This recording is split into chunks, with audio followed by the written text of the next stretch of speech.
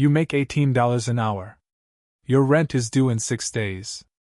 And your car just made a sound it has never made before. You are not behind. You are exactly where the system placed you. And the worst part? You don't even know there's a system. It's 6:47 in the morning. The alarm doesn't ask how you're feeling. You have 40 minutes to get to a job that pays you just enough to need it again next week. You make instant coffee. You wear clothes that are clean but not new. You walk out into a city that is fully awake and completely indifferent to whether you make it. This is level 1. And 60% of Americans are living inside it right now without knowing it has a name. At level 1, money doesn't feel like a resource. It feels like a countdown. Rent, insurance, utilities, groceries. And at the end of the month, one broken thing, a tire, a tooth, a water heater, and you're not facing an inconvenience.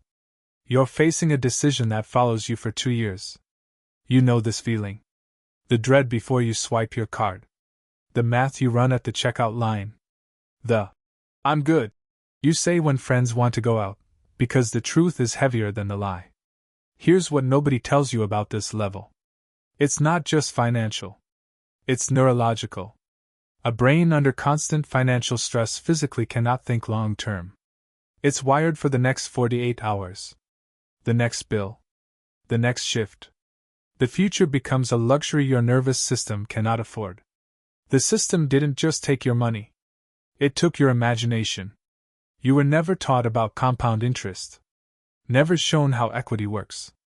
Never told that the difference between a 24% APR credit card and a 7% index fund is the difference between two completely different lives. You were taught to show up, work hard, and be grateful. So you did. And so most people stay. But something shifts. A video at midnight. A number on someone else's screen. A feeling, quiet, persistent, that you were built for something the current version of your life cannot hold. That feeling is not delusion. That feeling is the first crack in the wall. You start asking one different question. Not, "How do I survive this month?" but, "Why is every month exactly like this?" That question changes everything. You're 27. You've moved up slightly, $52,000 a year, a better title, a small apartment that's mostly yours. You have $4,000 in savings. It took 22 months to build. You are proud of it. But you also know the truth. That $4,000 is not safety. It's one bad month. Maybe 2. You start learning. Obsessively. You discover that after tax and fixed expenses, you have roughly $600 a month of real flexibility. Most people let that $600 dissolve, weekends, streaming, small purchases that make the grind feel worth it. You redirect it instead. $200 into a Roth IRA. $200 into index funds. $200 into a buffer that slowly becomes a cushion. It doesn't feel like freedom. It feels like discipline nobody around you respects. Your friends think you've gotten boring. You're eating rice and eggs on a Thursday, watching your investment account show $3,400, wondering if any of this is real. It's real. But you can't feel it yet. Level 2 doesn't arrive with drama. It arrives as a number on a Tuesday morning. You open your investment app out of habit. You see $18,000. You stare at it. You contributed $12,000. The other $6,000 came from somewhere you didn't work for. It came from time. From compounding. From money moving while you slept.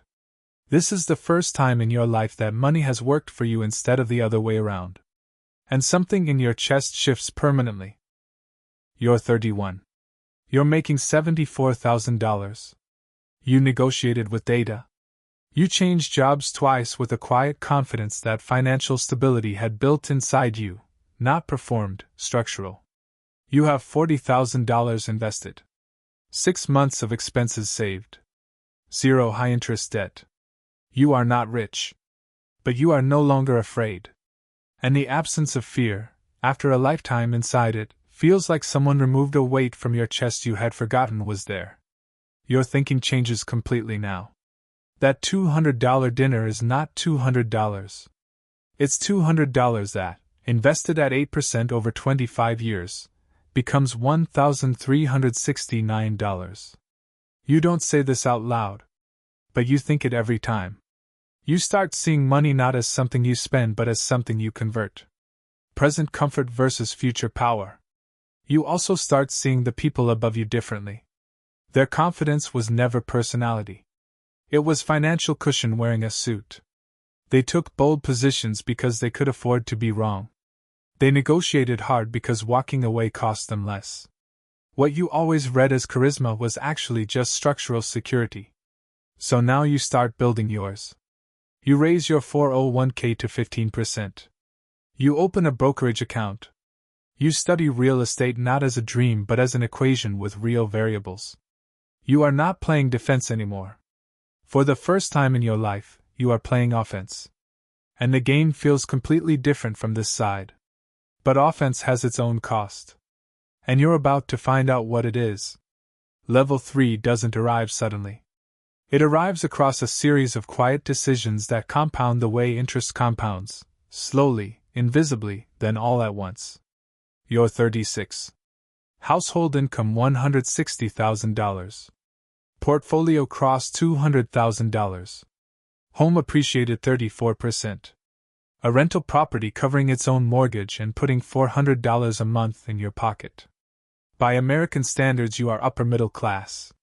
By your own internal standards, you are standing somewhere you were never supposed to reach.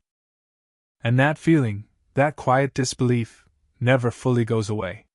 Because here is what nobody prepares you for at this level. The money is working. The numbers make sense. But you wake up some mornings and look at everything you've built and feel something you can't name. Not regret. Not fear exactly. Something closer to vertigo. Like the ground shifted and you moved with it, but part of you is still looking back at where you used to stand. You carry more now. Not just financially. People come to you differently. A younger cousin asks for advice and you give it, and then spend 3 days quietly worrying whether it was right. A friend mentions they're struggling and you want to help, but you've learned that money given without structure creates resentment, not gratitude. You navigate these moments carefully, constantly, in ways nobody sees. Your confidence at work is real. But so is the internal negotiation running underneath it. Every bold decision you make at the table is preceded by a private conversation with yourself that sounds like, what if I'm wrong? What if this is the one that unravels everything? What if the confidence is just the distance I've traveled dressed up as certainty? You don't say this out loud. You've learned that at this level, doubt is something you carry alone. Your social circle has shifted. You meet people at different altitudes now. A woman who built passive income quietly across 15 years while raising 3 kids, a man living entirely on returns at 44. These conversations reveal gaps in you that feel embarrassing. But you stay in them. What level 3 quietly takes from you is harder to explain than anything on a balance sheet. The friendships don't end in arguments. They end in silences. A growing distance either side knows how to close. You stop being fully translatable to the people who knew you before. And some nights that untranslatability sits heavier than any bill you ever paid when you had nothing. You traded one kind of loneliness for another. And the new kind has no name and no community, and no Reddit thread where people who understand it talk honestly about what it costs. But you keep going. Because stopping now would mean all of it, every sacrifice, every silent doubt, every friendship that faded, meant nothing. And you are not ready to believe that yet. Level 4 costs something nobody in any financial book ever warned you about. You're 43. Net worth $1.4 million. Your investments generate $5,000 to $7,000 a month passively. Your business, which nearly died in year 2, which you almost shut down on a Tuesday in February when the account held $1,100 and payroll was 4 days away, now generates more annually than your salary ever did. You have 11 employees. Real people. People with mortgages and kids and car payments and medical bills and a quiet trust that when Friday comes, the number will be there. That trust lives in you now. You carry it every single day. And on the months when cash flow tightens, when a client pays late or a contract falls through, you don't just feel financial pressure. You feel something closer to moral weight. Because your miscalculation is not just a number on your screen. It is someone else's rent. You made a hiring decision 2 years ago that cost you $80,000 and 6 months of damage you're still quietly repairing. Not because the numbers were wrong. Because you trusted your read of a person and your read was wrong. That kind of mistake doesn't just cost money. It costs your confidence in your own judgment. And at this level, your judgment is the entire foundation. There is no manager above you to catch it. No safety net below. When you are wrong, the full weight of it lands directly on you and the people connected to you. The pressure goes quiet at level 4. That's the dangerous part. It stops looking like stress from the outside.